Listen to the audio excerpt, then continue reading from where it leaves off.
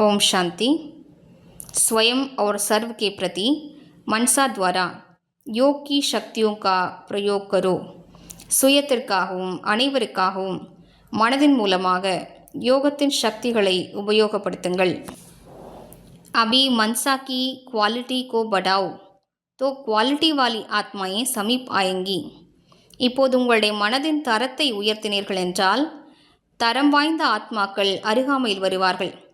इसमें डबल सेवा है, स्व की भी और दूसरों की भी. இதில் இரட்டை சேவை அடங்கியிருக்கிறது. சுயத்தின் சேவையும் மேலும் பிறருடைய சேவையும் உள்ளடங்கியிருக்கிறது. स्व के लिए अलग मेहनत नहीं करनी पड़ेगी. சுயத்திற்காக நீங்கள் தனிப்பட்ட உழைப்பு செய்ய வேண்டிய அவசியம் இருக்காது. प्रारब्ध प्राप्त है, ऐसी स्थिति अनुभव होगी. பிறருக்கு சேவை செய்த பலன் கிடைத்து விட்டது என்ற நல்ல மனநிலை அனுபவமாகும். इस समय की श्रेष्ठ प्रारब्ध है सदा स्वयं सर्व प्राप्तियों से संपन्न रहना और संपन्न बनाना.